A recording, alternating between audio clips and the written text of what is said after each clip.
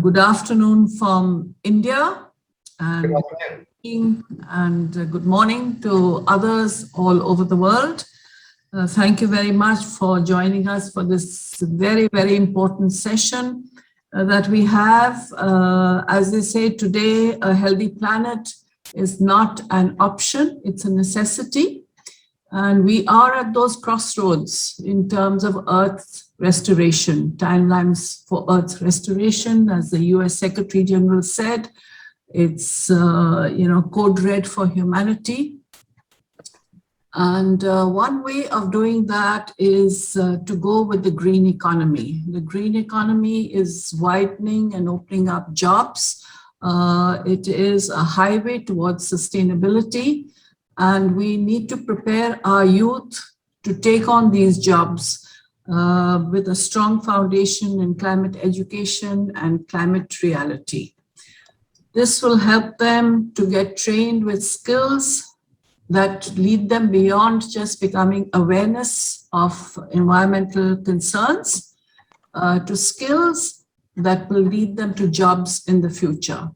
So thank you everyone for joining us here. We would welcome partnerships, collaborations, thoughts of how can we take it forward, because no one organization, one country, one continent can do it. We have to all network and come together to lead this forward, because after all, we are earthlings first. Everything affects us, no matter where it is done in the world. So with that, let me hand it over to my colleague, Neela Majumdar, who leads our climate education programs for India. So over to you, Neela. Thank you so much. Delighted to be here and to be with such eminent personalities. We have our Earth Day Network India advisor, Professor Solanki, who will be speaking to you. We have our youth ambassadors who are part of our My Future, My Voice campaign around the world, who will speak to you. And we will have Ajay Mittal, our climate change director, who will be moderating the session. But it is my proud privilege to introduce you to Nick Nuttall, who is the next speaker. He is currently the International Strategic Communications Director for earthday.org, which is formerly known as Earth Day Network, focusing on a global campaign to realize an ambitious outcome on climate change education at the UN Climate Change Conference in the UK in November. He has some 40 years experience in environment issues and communications, first as the environment correspondent of the Times newspaper London, and then as Director of Communications and spokesperson for the UN Environment Programme, UNEP, and the UN Climate Change Organization, UNFCCC. So over to you, Nick, please, to take on this session to talk about how climate education and climate literacy would lead to green jobs. Yeah, thank you very much indeed for that introduction, and thank you for organizing this session, and also thank you for inviting me to address the International Conference on Sustainability Education. I think we need to put this all in context. As you say, we are having the UN Climate Conference, COP26, in Glasgow, Scotland, hosted by the UK and Italy. And it's coming in less than 2 months. And, this puts what we're doing today into context, because this conference in Glasgow is meant to be the next big step up in ambition on climate action by all nations and all elements of society and the economy, coming just 6 years after the landmark Paris Climate Change Agreement, which is in a sense the North Star, the South Star, the guiding principle about how the world will deal with what is now a climate emergency that we find ourselves in. It needs to be a climate conference of ambition right across all the areas that need to go forward, and urgently, whether it be renewable energy or investment flows and so on. But it also needs to be a COP, a UN climate conference of ambition on climate education.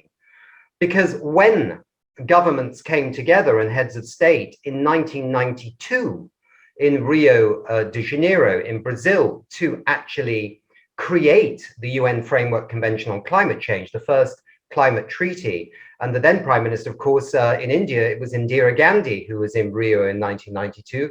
Those heads of state actually put climate education in this treaty on climate change, this first one, as being something indispensable to climate action. And here we are nearly 20 years later, in a sense, still rather talking about it rather than maybe acting. But there are other reasons why it's really important to do this, because citizens are actually asking for climate education to become something that is quite normal in the education systems of our world. Last year, partly to fill the vacuum of the COP being postponed because of COVID, young leaders from some 140 countries organized the mock COP26. And they basically came out with an 18-point plan on what they want for climate action. And one of those was absolutely clearly climate education. It must happen. The UK, as host of the climate COP in Glasgow this year, actually convened citizens last year in the UK to deliberate and to discuss on what policies were needed to get us out of this climate emergency. And this citizens' assembly obviously looked at many things and recommended that we tax short-haul flights or eat less meat.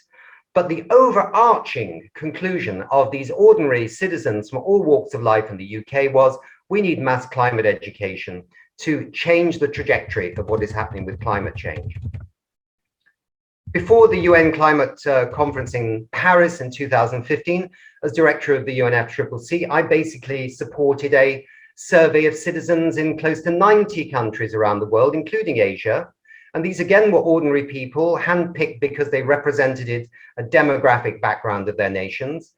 And in the end, when they decided what the policies were to deal with climate change, the number 2 one was protect tropical forests. But the number 1 decision of 80% of those citizens was that we need mass climate education. And lastly, when you look at this paper from the Proceedings of the National Academy of Scientists by researchers, very eminent scientists from Europe, the United States, and Africa that came out, I think it was last year, they saw climate education on a mass scale in schools right across society as being absolutely one of the key tipping points for getting to net zero, which is the aim of the Paris Agreement, by 2050. And I think at the heart of this is that technology will get us a long way towards dealing with climate change if we really mobilize it, and so will finance. But what we need to change is thinking to actually bridge the gap to the final bit of the emissions. We need perspective change. We need creative thinking. We need engaged citizens. When we talk about the economy and we talk about jobs and green jobs, it's very interesting when you look at what the Brookings Institute in the USA published just recently, which said that research shows that if only 16% of high school students in high and middle income countries, and I'm reading this, were to receive climate change education, we could see nearly 19 gigatons reduction of carbon dioxide by 2050. And they also say that there's new evidence that if we combine women's empowerment and the education that includes everyone, including the 132 million out of school girls across the developing world, if everyone was being educated, we could see a reduction of 85 gigatons of carbon dioxide by 2050. These are really huge numbers, right?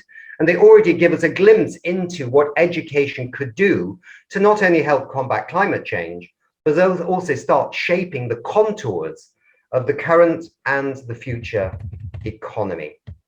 So what might this mean for decent work, decent green jobs for large numbers of people? I'd like to reference Guy Ryder. He is the Director General of the International Labour Organization, a very interesting UN body that brings together unions, it brings together employers, and it brings together labour ministers from governments. He wrote on Earth Day this year that in his view, climate and environmental literacy can help create jobs, build a green consumer market, and allow citizens to better engage with their governments about climate change. And he further adds the transition to a carbon neutral economy will require new skills, training, and qualifications. Many new jobs will emerge, others will have to adapt, and I think that's code for being lost in, say, the fossil fuel industry. This makes climate education for current and future workforce a priority that countries need to urgently address. I'm sure many of you have seen the ILO report on India, for example, from 2018, that says that 3 million new jobs could be created in the renewable energy sector alone.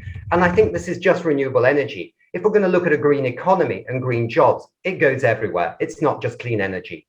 We need to manage waste better. How can we create decent jobs in recycling waste so that we bring all the materials back into production again in a circular way? We're never going to deal with climate change unless we protect and conserve and better manage our forests, our wetlands, all this natural infrastructure on our planet.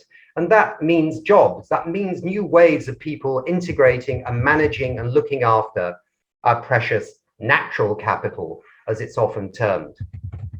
I think education is obviously many things, but it has to start in school. And we know there's only one country that's taken on this job, and that is Italy, who 2 years ago announced compulsory climate education across its national curriculum.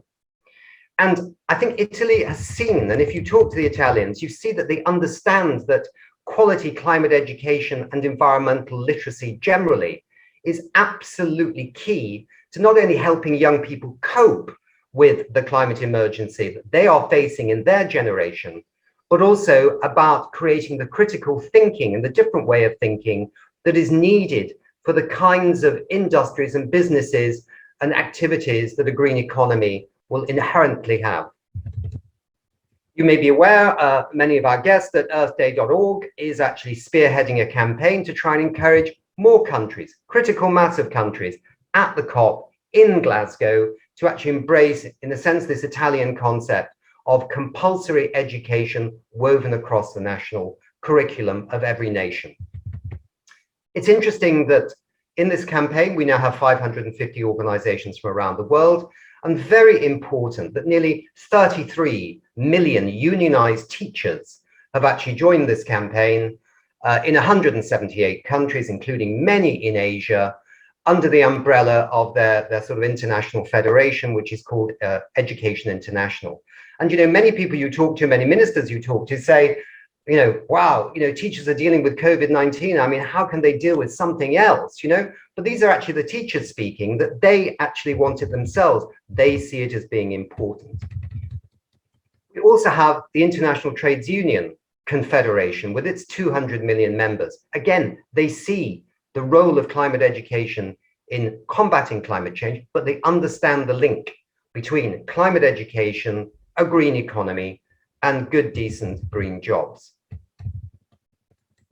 There is political movement on trying to get compulsory education as one of the big declarations out of COP26. We see countries like Argentina stepping up, Colombia, the Maldives, Kenya in Africa, and some Asian countries too.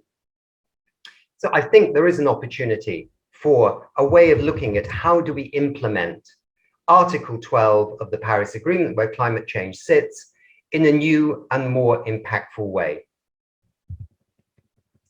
I think it's going to be absolutely clear that education ministers have a very important role here, because we know at climate conferences, it's mainly the environmental ministers and foreign affairs. So I would urge every minister of education or anybody in any ministries of education to walk round to their environment ministries and say, by the way, when you're at the COP, don't forget Article 12 and climate education. We want to see a big step up and ambition there. The question, I suppose, is how will we gauge success? How will we know that we've delivered climate education and quality climate education in a way that will actually lead to impacts on climate, but also impacts on the economy and the green economy and green jobs?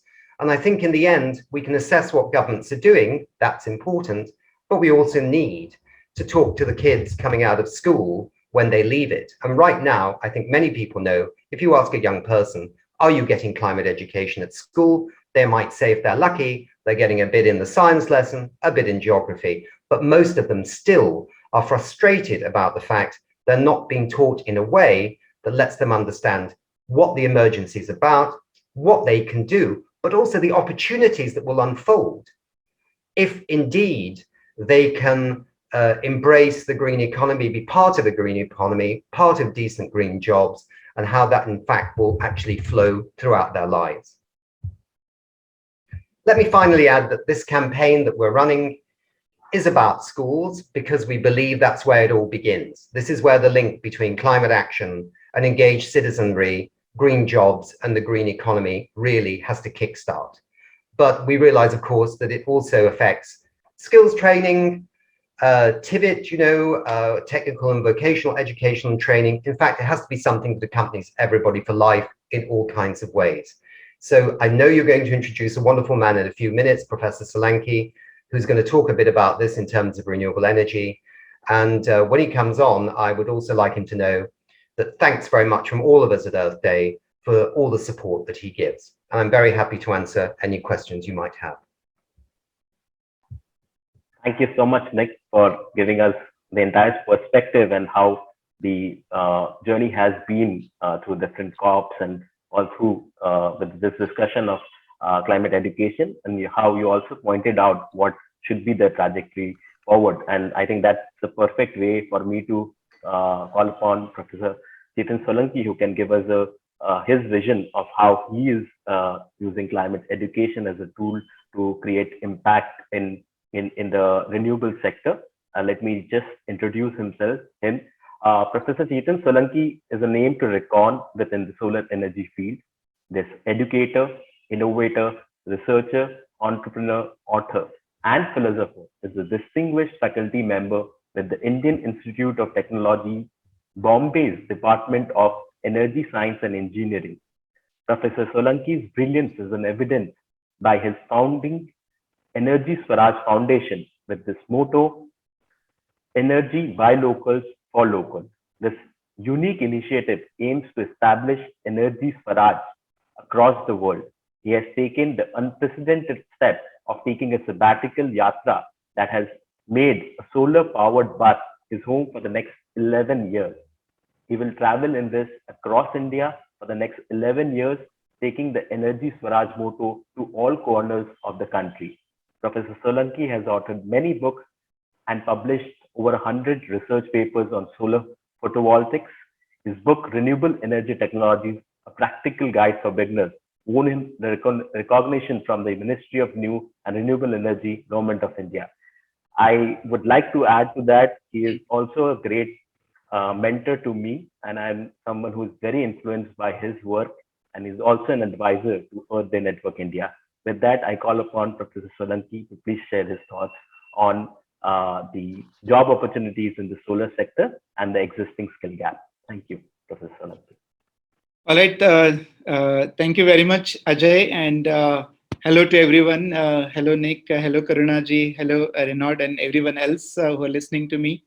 It is my pleasure to be here on this platform. And what could be the more better time when I was just imparting a workshop on energy literacy, and kind of I have taken a break in between, and I'm here to talk to all of you.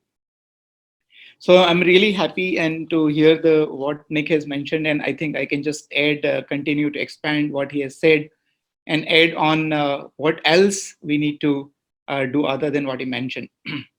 First of all, I believe that the climate change, or it is actually fact, the climate change is the problem of energy.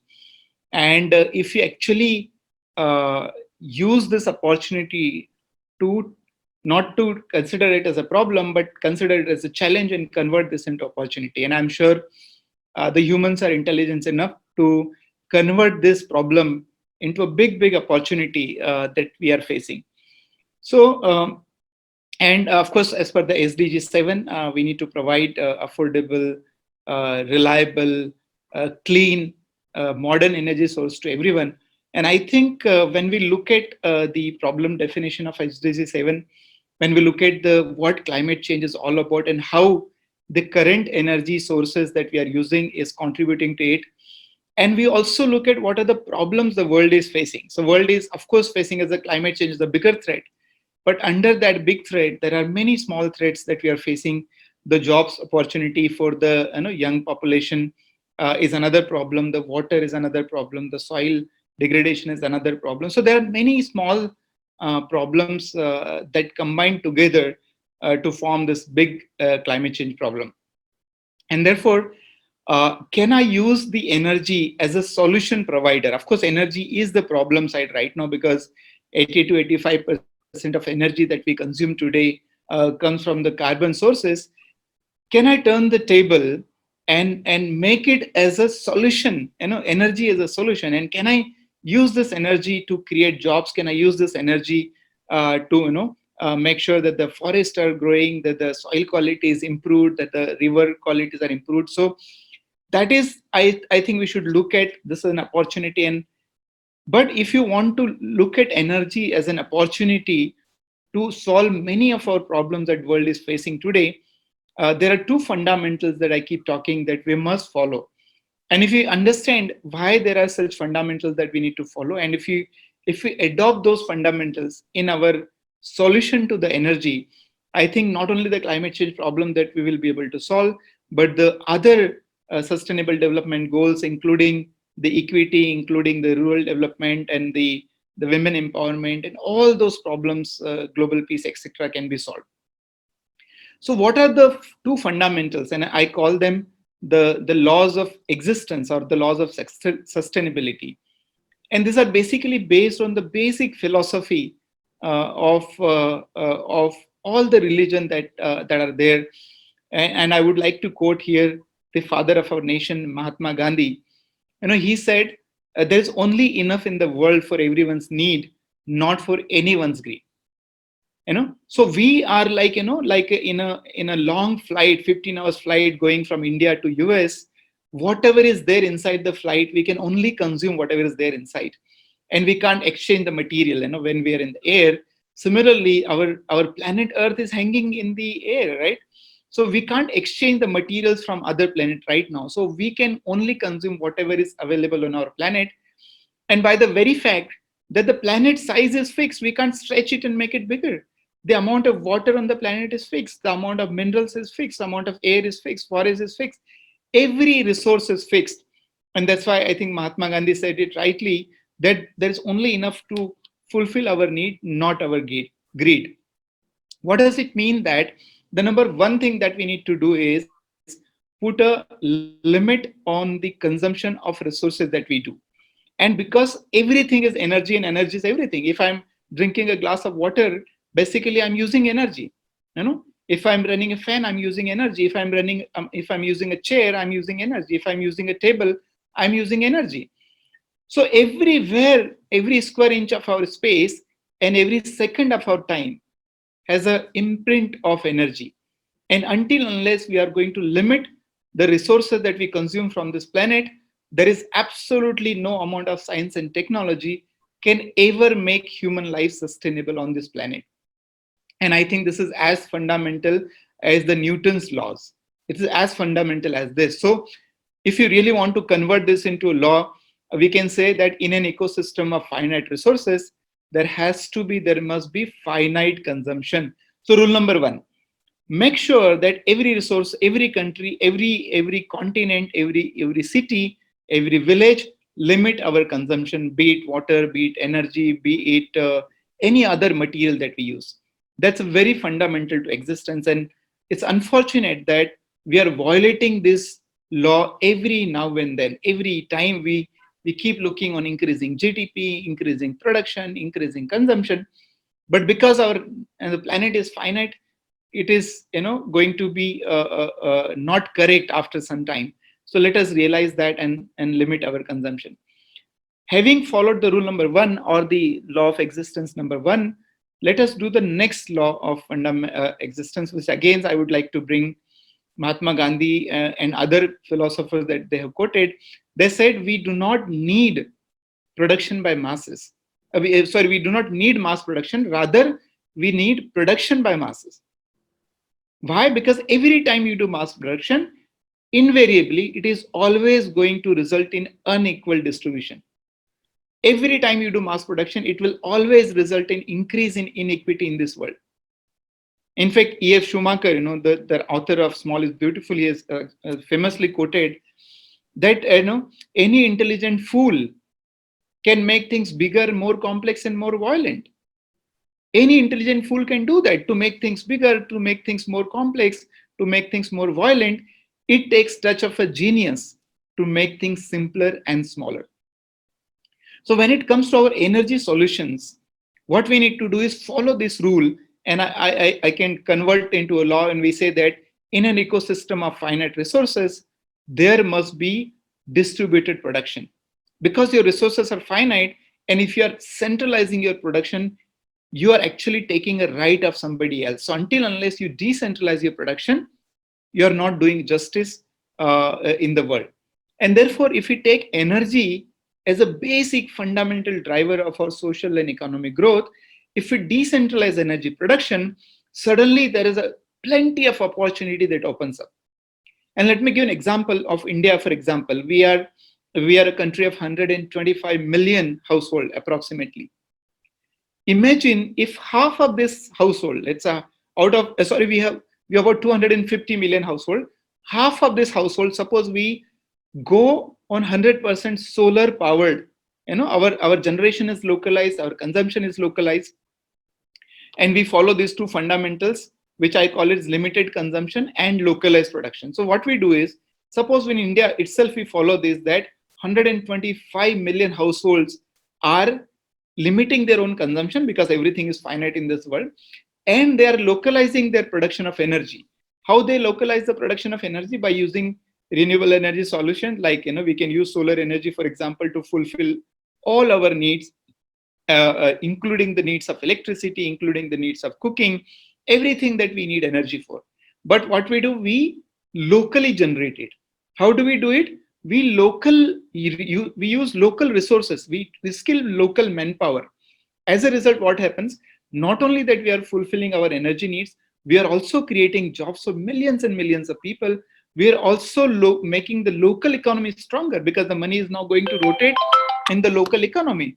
We are also going to reduce the dependence on the other countries. We are going to reduce the dependence on the fossil fuel imports, which also means that we are going to save foreign exchange, where our dependence is going to increase. It also means that we are going to burn less of carbon fuels in terms of LPG and electricity. It also means that we are going to mitigate the climate change.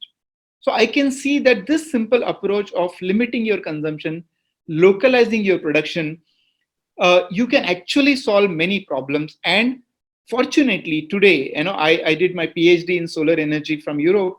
Fortunately today we stand at a point where not only that it is the need of the hour to generate our own energy sources, but also they are the economically viable solutions.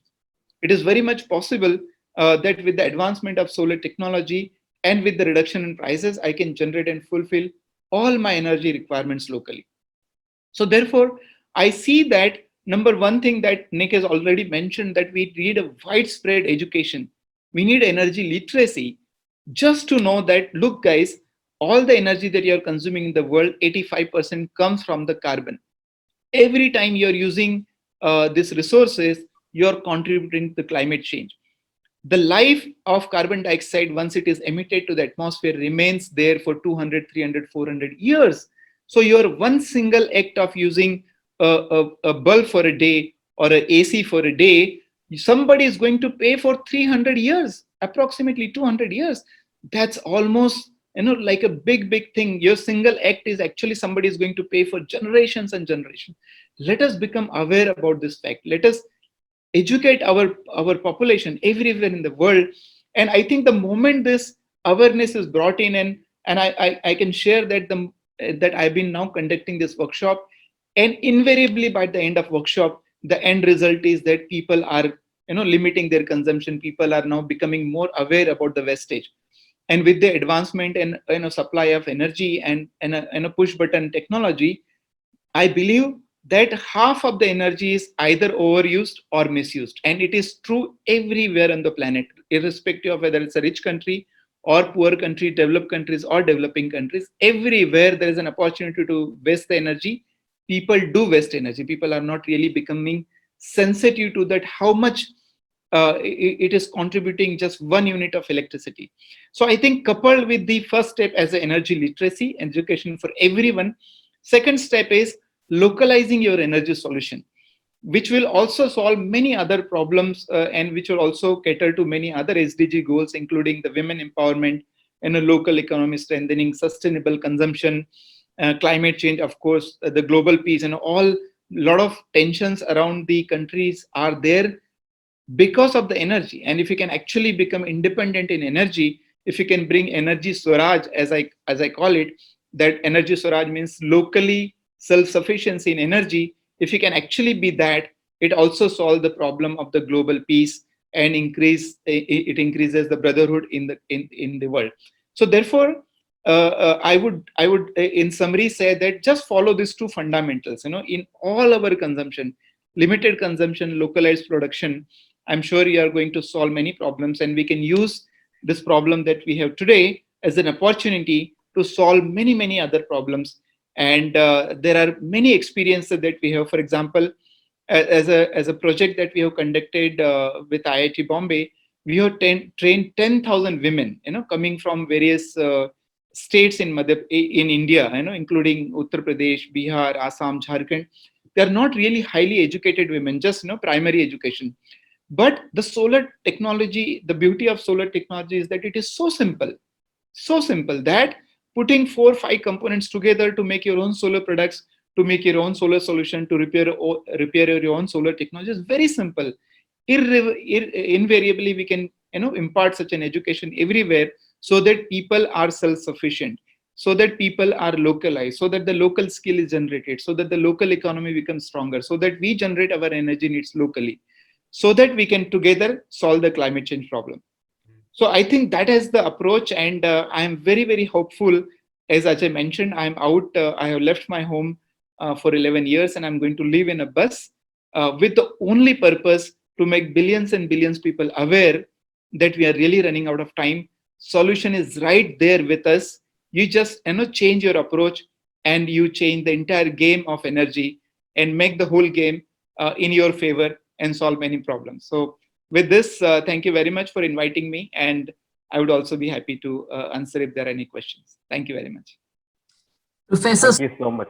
Before we leave you, can you speak a little bit about the skills training that you're giving to all the youth in the solar field?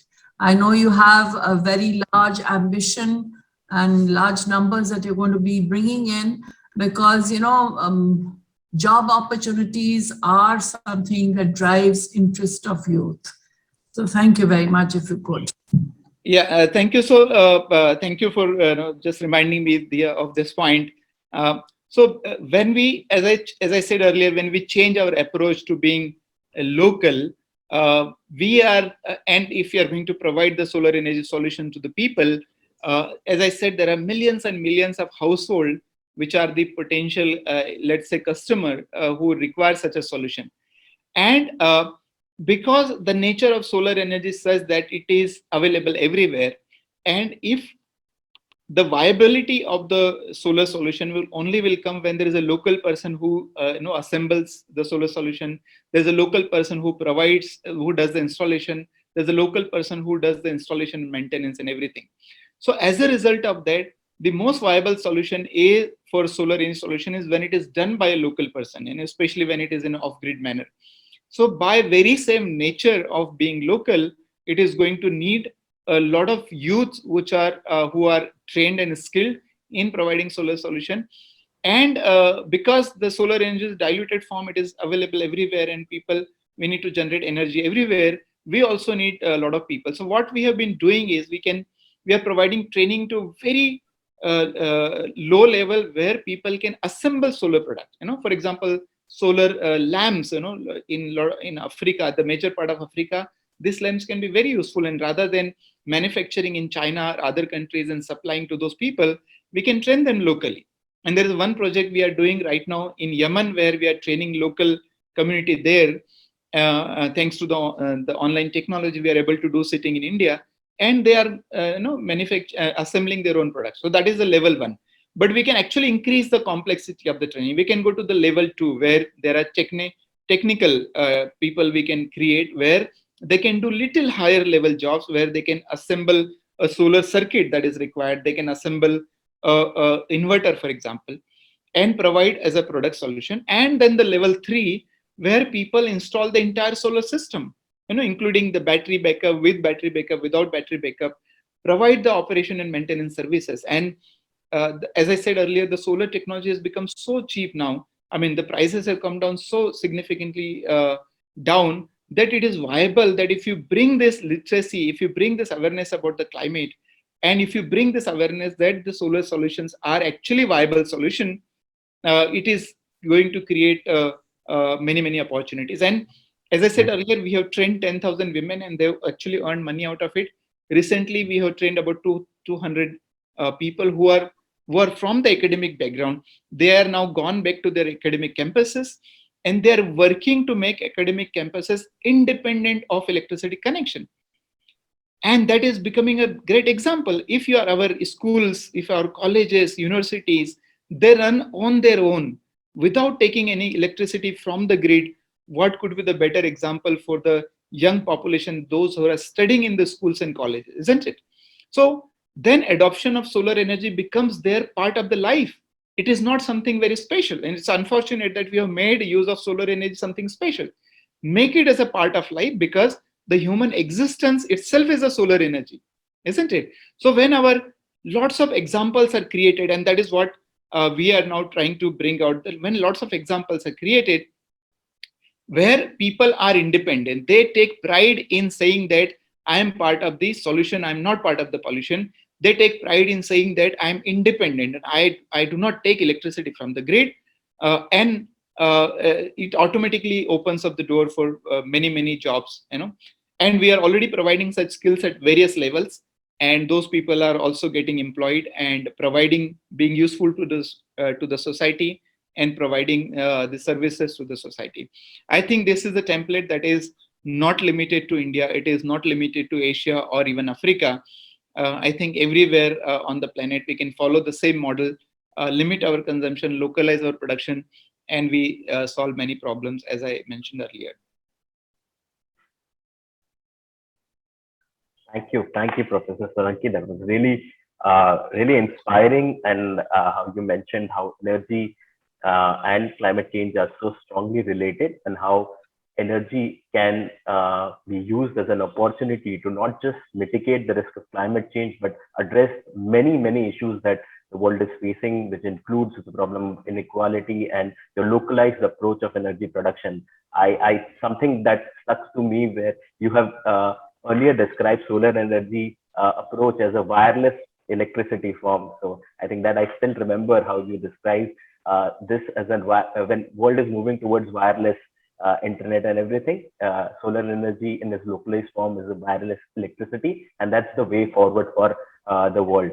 So with that, I think it's a great opportunity to invite my young friend Renard, who is my fellow global shaper, and I think youth have a very big role to play in this entire template that Professor Solanki just proposed, in form of entrepreneurs, in terms of leaders to create those jobs and address all of these issues which Professor Solanki just mentioned. So Dr. Renard Sao is a founder of the Accelerating Climate Action, a successful youth-led entrepreneurial venture in the green sector. He has served as the co-chair of the Climate Change and Disaster Risk Management Working Committee and the UNEP FI's Collective Commitment on Climate Action. Renard is a member of the World Economic Forum's Expert Network Group and serves on the forum's Global Future Council. He is part of the facilitation team at the Cambridge Institute of Sustainability Leadership and advisor to the present at several universities. He is also a fellow global shaper and My Future, My Voice leader of the Earth Day Network Youth Leadership Group. With that, I invite Renard to share with us what role can youth play in this transition, and over to you, Renard. Well, thanks, AJ. One of the most common questions that I typically get is, how did I get involved? in this space. So for some of you who might have heard this before, I grew up in a very small fishing village on the east coast of Peninsula Malaysia. So I was really very nature inclined. I really enjoyed jungle trekking, going to the beach all the time. But as much as I enjoyed nature, at a very young age, I've also experienced some of nature's wrath. Our village would often get flooded, and I could still remember the shouts and screams of our villagers, evacuate, evacuate, whenever, water levels started to rise above knee levels. But at 10 years old, I remember the storm that hit was particularly strong. And in the halls that we were evacuated at, the volunteers would usually have a list of the villages, like you would shout a name just to make sure that you're present. I remember that particular day, one of my best friends, when his name was caught, he was nowhere to be seen. We found out the following day that he was indeed swept away by the current and drowned. And that was really sort of the first encounter that I had, which shook up my whole perspective and outlook in life. I remember feeling this sense of huge curiosity, and I was just asking all the adults around me as a 10-year-old kid, why are these floods happening so frequently in our area, and you could see that stark difference between people who are privileged versus like some of us who are living in smaller, more marginalized communities. But everyone around me would just say that, it's an act of God. There's nothing much that you can change or do about this. Fast track, to my 20-year-old self, I had an opportunity to intern at one of the ministries. And I remembered in a meeting, we were coming up with a proposal, a climate adaptation plan, specifically for my community. The person of power who was seated just at the end of the table completely rejected it, saying that it's not a key priority at this point in time. And I felt completely overwhelmed with emotions. I felt a huge sense of rage, partly because I felt that he had also undermined the death of my friend, Sashi, who had died at 10 years old. And he was such a bright boy, had such a bright future, but all of this was robbed away from him. Can you imagine how his parents must have felt? But my story is only one of the many thousands or hundreds and thousands of people who are affected as a result of the climate crisis. I mean, if we hear the narratives that have been happening all across the world, from the wildfires that have been happening, and the so-called once in a thousand floods in Germany and China, a lot of people are affected, and the climate crisis is here to stay. I mean, the ICSE that has just released, the recent report, calls it, code wait for humanity. And if we don't do anything about it, the future looks really, really bleak. And the time really is now. And on that note, I think there is something to be said about, the type of leadership that, we deserve or should demand for. I know Nick had already covered, the need for mandatory climate education. And it makes me wonder that in those junctures in my life, when I was going through those catastrophic events, right, me asking the adults, why are all these bad things happening? I wish someone would have told me there and then that, this was all attributed to mankind, like it's our own doing, that we are actually destroying the planet. I wish that the minister that I was seated with in the round table when we were presenting our climate adaptation plan, if only, he knew what we had gone through. If only he had gone through the same experience as we had, perhaps that would have changed the course of the people who are still suffering up to today in my hometown, in my village. All of this could be changed with just a simple fact that education is such a powerful tool because it aids you in, the decision-making process. But that being said, I remain extremely hopeful. And as AJ had pointed out, I strongly believe that youths are not just the leaders of tomorrow, they are the leaders of today. They are demanding change all across the world. Like even in my own country, a group of youths were the ones who stood up against the powers that would be when they decided to de-gazette, a forest reserve area of 536.7 hectares, which is actually a very important carbon sink in our country. What we need in this day and age is a systemic perspective, a huge transformation, a roadmap to achieve, the so-called net zero world that we envision. How do we get there? And we also need universities to stand up. And, you know, I've been hearing a lot about how environmental science courses have been cancelled of late because the uptake hasn't been huge. And that to me, right, is really devastating. You know, we cannot on one hand claim that we want to achieve net zero, you know, talk about green jobs, but at the same time, there is such a huge gap in our ecosystem in terms of the pipeline. You know, how are we training? How are we upskilling, you know, our current workforce to prepare them for green careers, for careers that truly matter? And mind you that a lot of these gaps are happening in our part of the world, like in the global south, you know, and in Southeast Asia. Where is the voice of reason? If we claim that this is so also important, why are we not seeing, you know, our leaders taking, you know, the type of ambitious leadership that they really should be taking? And I guess I sort of just wanted to end by saying that, you know, AJ and I, like as part of the Global Shapers community, you know, in celebration of our 10-year anniversary, like we've actually launched something that we call a Millennium Manifesto. Because one of the things that we do realize is that activism is such a powerful tool.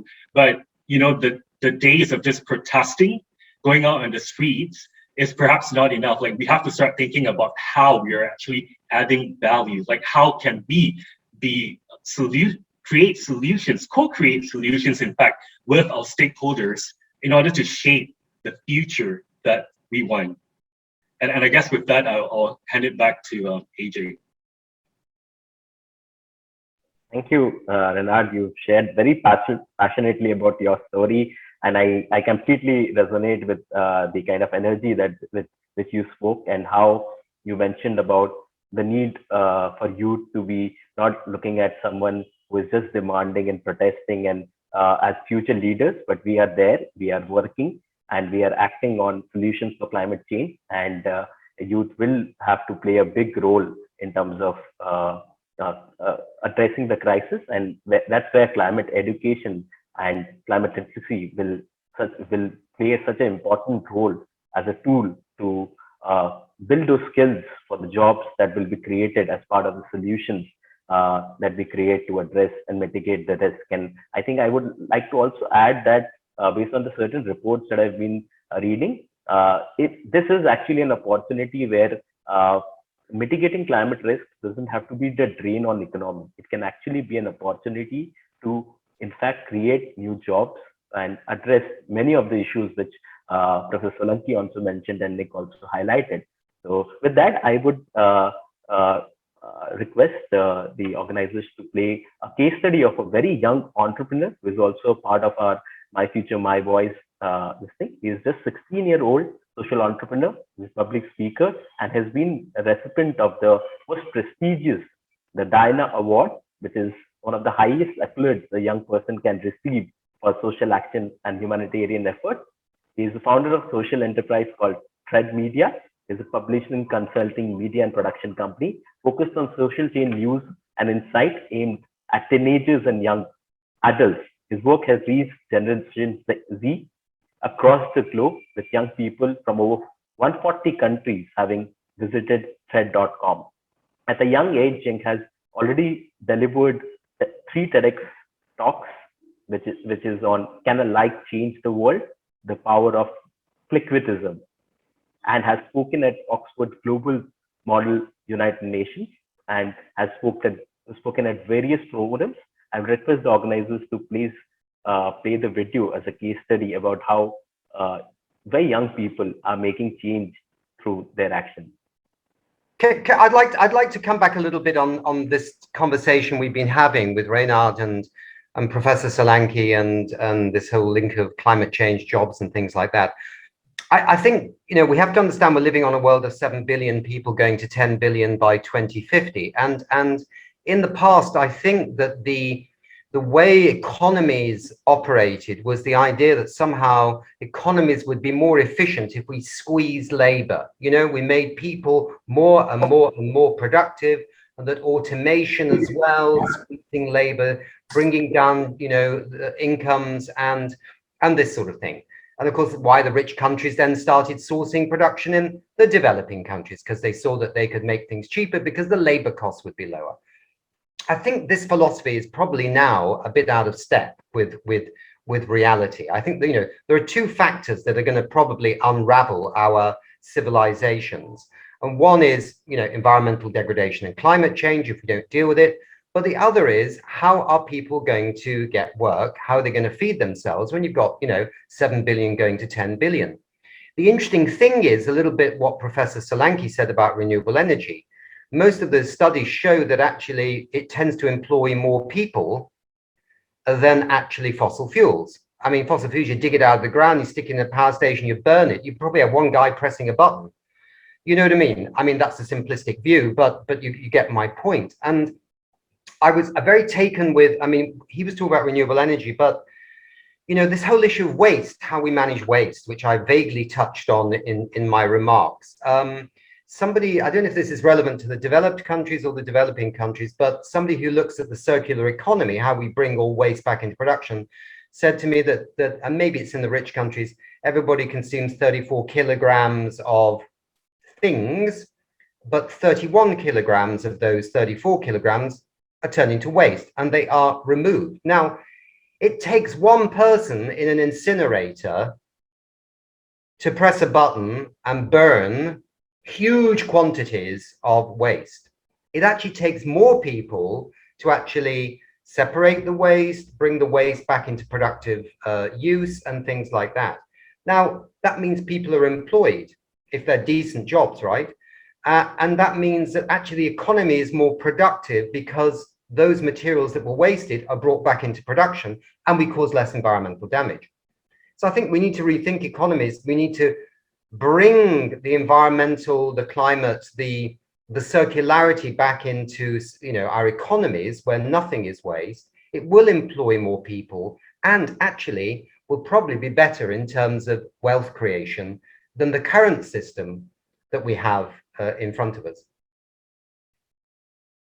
Thank you. I think that's an important point because I think what Professor Solanki mentioned was in the face of in how energy can work, but you also pointed about it can be for other sectors, which is like waste can be such a big employer, and I think there are so many such examples. Yes, exactly, AJ, and I think it's also the same with agriculture. I mean, the mechanization of agriculture has in part led to billions and billions of hectares of degraded and damaged land around the world. It's no longer fertile, no longer stores carbon.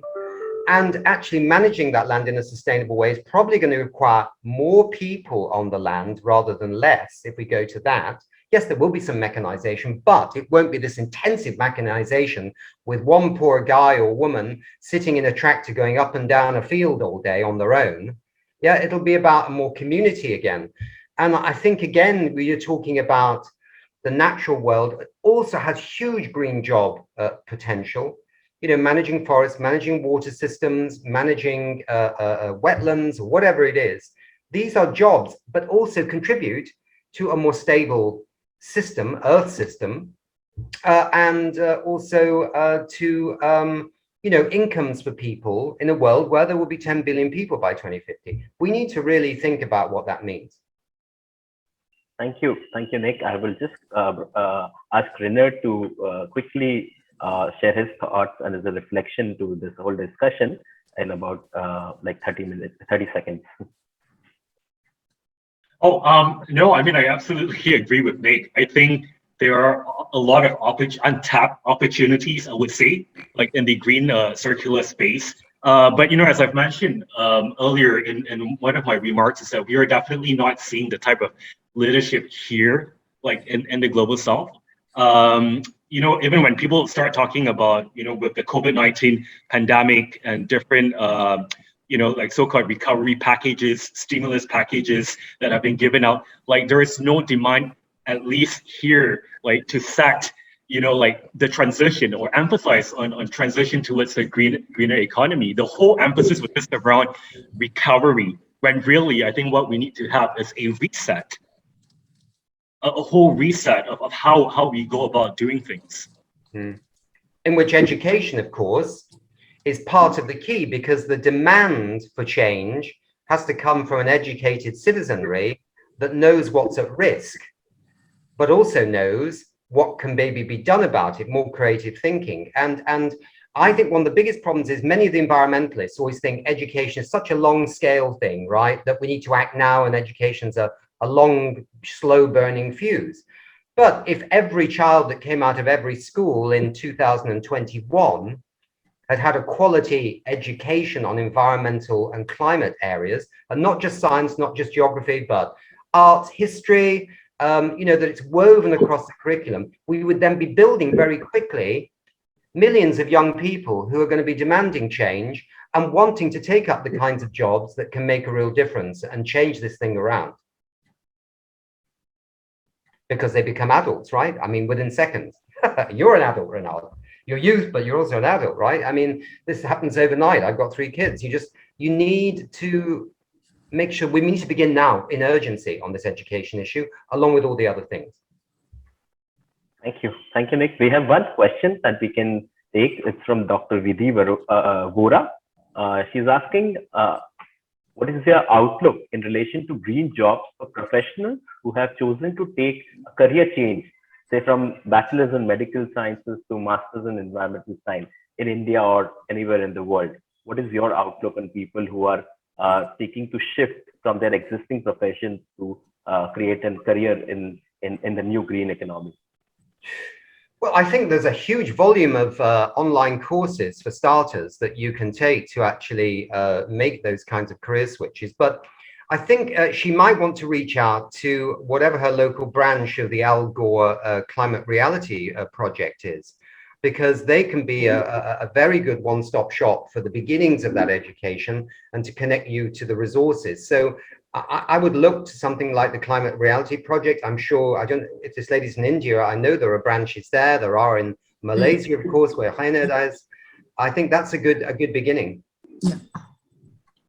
Thank you. I will just now request Mrs. Karuna Singh to share her thoughts and also mention one of our programs, which is the Star Village program, which is an excellent example of how women empowerment and job creation is addressing the issue of building new green economy, and how Earth Day Network India is working towards promoting such solutions. So as the only woman on this panel, I must speak up for half the sky. We are just as important as the other half of the sky, and it is remarkable how women who are employed in the green economy, women who are employed in making sure that traditional seeds, for example, continue to be sown, how their benefits can go a long way. So with this in mind, Earth Day Network India, or earthday.org India, as you might want to call us, every month we award a women's group. And these are small women's groups. We don't go for the bigger ones, which already have recognition, but we go for small groups who are, one, they're doing something good for the environment, and second, just as importantly, they're earning from it. For example, yesterday, every 8th of the month, we award them because we'd started with Women's Day on 8th, on March 8th, 2 years back. So this one that we've just awarded is from an area which is very rich in mangroves and has a lot of flora and fauna, which is quite rare. So the women over there have started a business of mangrove tourism. So they take people, they know about the area, they take them, they row them in these little boats to the creek, they tell them about it, and in the bargain, they make sure that the mangroves are saved. That, you know, if there's an overgrowth, it's taken out, or if they get denuded, they get replanted. So the same way, we have a lot of women, and it's amazing what they do. And our idea is to award them so that we showcase their work for many others to follow. So Ajay was talking about the village awards. We award villages that, again, the majority community in the village goes in for a green job. And those are also remarkable. So let's not forget rural areas. Let's not focus just on the urban. India, after all, is 60 to 70% rural, and they are the closest to nature. So let's not forget them. In fact, in another half an hour or so, we're going to be speaking about indigenous communities with a tribal leader from the Philippines. And I'm so glad that at COP26 also, the contribution of the indigenous communities is going to be focused on. So these are also jobs, these are also opportunities, as Professor Solanki calls them. Let us rewire our minds to look at it that way. And good luck to all us earthlings. May we all survive. Thank you. With that, thank you everyone for tuning in this session.